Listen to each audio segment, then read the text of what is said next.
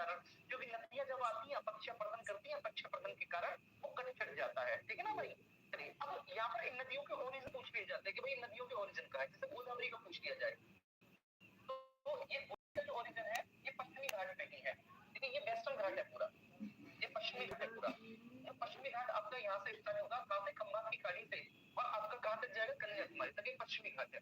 पश्चिमी घाट को हम सहयात्री भी बोलते हैं, please point to be noted, सहयात्री भी बोलते हैं पश्चिमी घाट को, ठीक है। क्या बोलते हैं, सहयात्री, सहयात्री बोलेंगे पश्चिमी घाट को, ठीक है। उत्तर में इसको उत्तरी सहयात्री बोलेंगे, पश्चिमी घाट को उत्तर में हम कहा क्या बोलेंगे, उत्तरी सहयात्री, उत्तर में उत्तरी सहयात्री।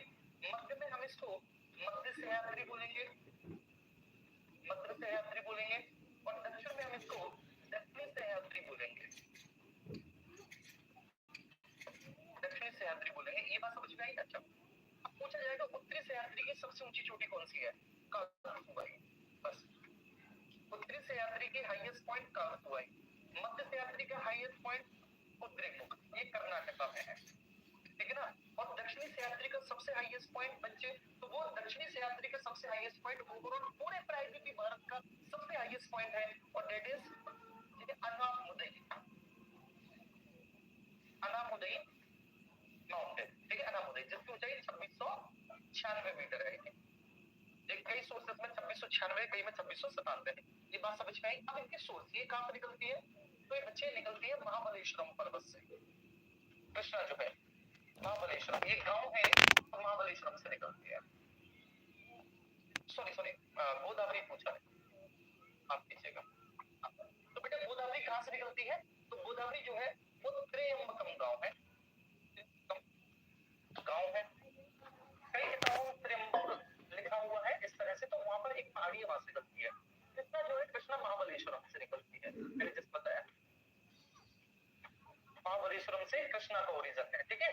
कावेरी का ओरिजिन जो है, कावेरी ब्रह्मगिरी की पहाड़ियों से निकलती है, ब्रह्मगिरी की पहाड़ियों से निकलती है, ठीक है। तो ये बात आपकी पहली बात ये क्लियर होगी, जो कि बहुत जरूरी बात थी।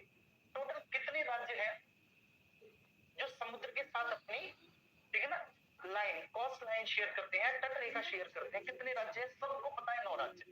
बच्चा बच्चा जानता है कि 9 राज्य समुद्री तट रेखा बनाते हैं, तट रेखा बनाते हैं, हाँ ये सबको पता है, समुद्री तट रेखा बनाते हैं।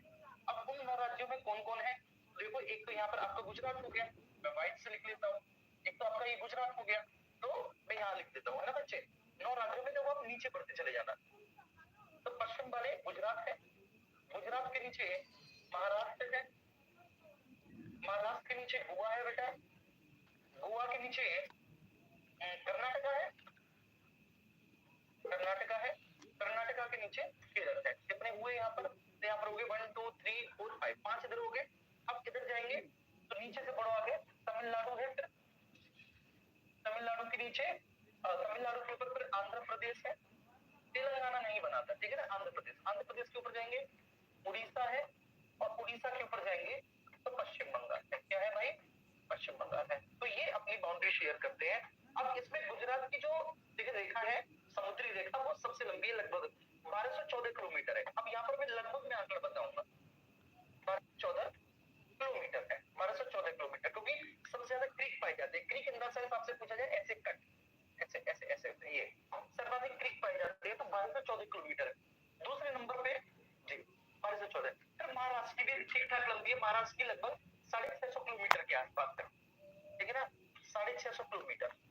अब मुझे एग्जैक्ट याद नहीं है, और ये एग्जैक्ट डेटा किसी भी किताब में नहीं है, क्यों, क्योंकि मेरे प्यारे बच्चे इनमें लगातार जो है ना अनुसंधानों के माध्यम से एक तट रेखा जो है, ठीक है, ये घटेंगी बढ़ेंगी तो नहीं, ठीक है, ऐसा नहीं कि वो घट जाएंगी बढ़ जाएंगी, लेकिन ठीक है कोई एक ऐसा डेटा नहीं है जिसने इनके बारे में बिल्कुल क्लियर बोल रखा हो। तो लगभग लगभग 650 किलोमीटर के आसपास हम महाराष्ट्र की मान के चलते कि महाराष्ट्र की इतनी है।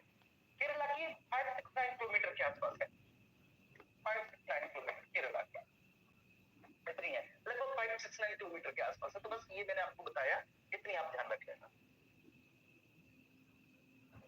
ठीक है। तो टोटल 9 राज्य बाउंड्री शेयर करते हैं, तट रेखा मैंने बता दी सबसे लंबी गुजरात की। अगले प्रश्न पर आएंगे, कौन सा दर्रा श्रीनगर और लेह को जोड़ता है।